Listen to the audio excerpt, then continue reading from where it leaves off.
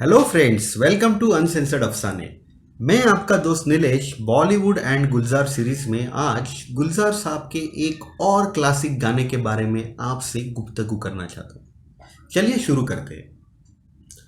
2006 की विशाल भारद्वाज की classic film Omkara में गुलजार साहब के एक से एक क्लासिक गाने थे, लेकिन उन सब में जिस गाने ने सबसे ज़्यादा शोहरत हासिल की थी वो था बीड़ी जलैले जिगर से पिया, जिगर माँ बड़ी आग है। याद आया? जो फिल्म में बतौर एक आइटम नंबर बिपाशा बासु और विवेक ओबेरॉय पे फिल्माया गया है। लेकिन दरअसल ये गाना आइटम नंबर नहीं है, बल्कि ये सैफ अली खान के अंदर मची खलबली पे बना हुआ है। कैसे? इसे समझने के लिए आपको इस गाने की बैकग्राउंड और इसकी इस फिल्म में क्या अहमियत थी उसे समझना ज़रूरी है। ओमकारा में बाहुबली बने ओमी यानी अजय देवगन को जब उनके गुरु नासिरुद्दीन शाह विधानसभा इलेक्शन लड़ने के लिए कहते हैं, तब ओमी अपनी बाहुबली की गद्दी पे बैठने के लिए पढ़े लिखे केसु विलायती को चुनता है।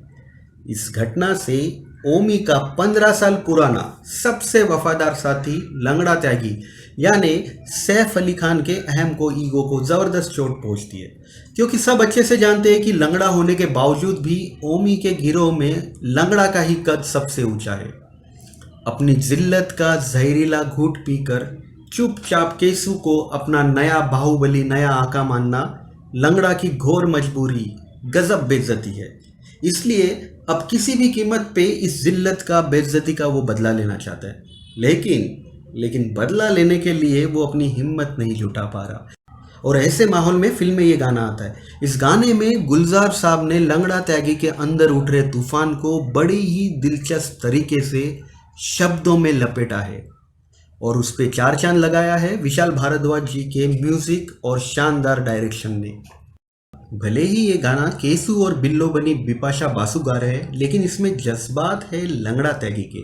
इस गाने की शुरुआत केसु करता है, ना गिलाफ ना लिहाफ, ना गिलाफ ना लिहाफ, ठंडी हवा भी खिलाफ ससुरी। यानी इतनी ज़ोरों से ठंडी हवा चल रही है और मेरी मजबूरी ये है कि इससे बचने के लिए, खुद को ढकने के लिए मेरे पास न गिलाफ है न लिहाफ, ना कोई मफलर है ना ही चादर। या ठंडी हवा या मौसम ओमी अजय देवगन को कहा है, इंसान कितना भी ताकतवर क्यों ना बन जाए, वो कुदरत के बनाई चीज़ों का कुछ उखाड़ नहीं सकता, कुछ बिगाड़ नहीं सकता। जैसे कि आंधी तूफान मौसम, उनसे बस बचा जा सकता है। और इस कहानी में सबसे बड़े बाहुबली है ओमी। उसके बाद गाने का मुखड़ा जारी रहता है। इतनी सर्दी है किसी का लिहाफ लई ले, ओ जा पड़ोसी के चूल्हे से आग ले ले, बीड़ी जले ले जिगर से पिया, जिगर माँ बड़ी आग है। यानी लंगड़ा त्यागी इतना मजबूर है कि उसके साथ हुई जाति के बारे में वो ओमी पर खुलेआम इल्ज़ाम भी नहीं लगा सकता। उसे जिगर में बदले की आग तो लगी है, लेकिन वो खुलेआम उसका इजहार नहीं कर सकता, खुद चाह कर भी कुछ नहीं कर सकता। इसलिए वो एक बड़ी शातिर साजिश करने की सोच रहा है, और इसके लिए वो फिल्म में रज्जो बने दीपक ढोबरियाल का इस्तेमाल करना चाहता है, जो डॉली बनी करीना कपूर का दूल्हा बनकर भी उसका शौहर नहीं बन सका। इस अपमान की आग में रज्जो भी अंदर ही अंदर जल रहा है। जा पड़ोसी के चूल्हे से आग ले ले, यानी लंगड़ा त्यागी अब रज्जो का इस्तेमाल करके कुछ बड़ी आग लगाने की फिराक में है। उसके बाद अंतरा शुरू होता है, धुआं ना निकारी ओ लब से पिया, धुआं ना निकारी ओ लब से पिया, ये दुनिया बड़ी ढाक है, बीड़ी जले ले जिगर से पिया, जिगर माँ बड़ी आगे। यानी पड़ोसी के चूल्हे से बदले की बीड़ी सुलगा तो ली, लेकिन लबों से धुआं तो अंदर लगी, जिगर की आग का ही निकलेगा, जिसे दुनिया यूं भाप लेगी।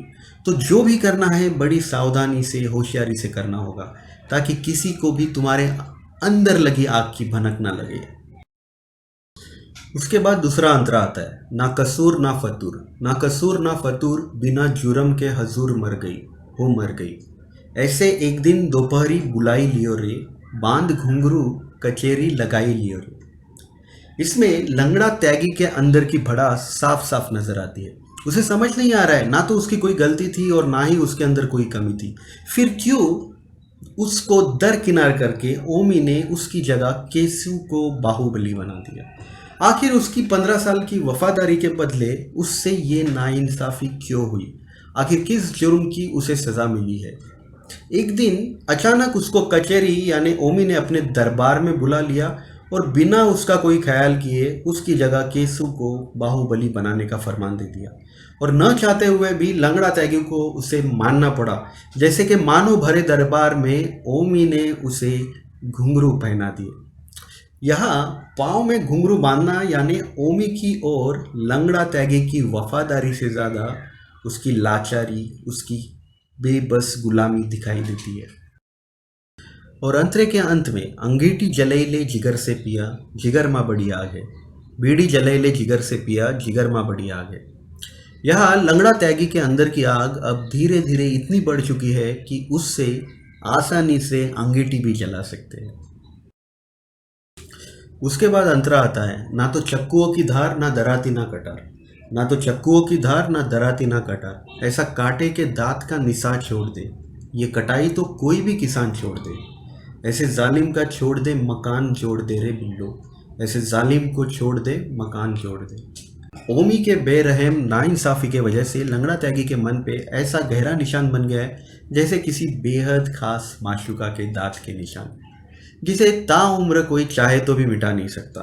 उस निशान की बराबरी ना तो कोई चक्कू की धार ना ही किसान की दराती या कटार कर सकती है, इसलिए कि दराती, चक्कू या कटार के काटने के निशान बस जिस्म पे रहते हैं, रूह पे नहीं। अब आगे लंगड़ा त्यागी खुद से ही कह रहा है कि अब बहुत हो चुका, ऐसे जालिम का साथ छोड़कर खुद के लिए एक मकान बनाने का, खुद का मकाम हासिल करने का वक्त आ गया है। उसके बाद अंतरा है, ना बुलाया ना बताया, ना बुलाया ना बताया माने नींद से जगाया, हाय रे। ऐसा चौके लिहाफ में नसीब आ गया, वो इलायची खिला के करीब आ गया। कोयला जलाए ले जिगर से पिया, जिगर माँ बड़ी आगे। लंगड़ा त्यागी को इस बात की भी शिकायत है कि ओमी ने ना उसे बुलाया और ना ही भरोसे में लेकर बताया कि वो आखिर क्यों केसु को बाहुबली बनाने जा रहा है। और यही सदमा लंगड़ा त्यागी को ऐसे लगा मानो किसी ने उसको उसके सबसे खूबसूरत ख्वाब के बीचों बीच अचानक नींद से उठाया हो। ऐसा चौके लिहाफ में नसीब आ गया, यानी ओमी उसके इतने करीब आया था कि लंगड़ा का बाहुबली बनना लगभग तय था। वो इलायची खिला के करीब आ गया।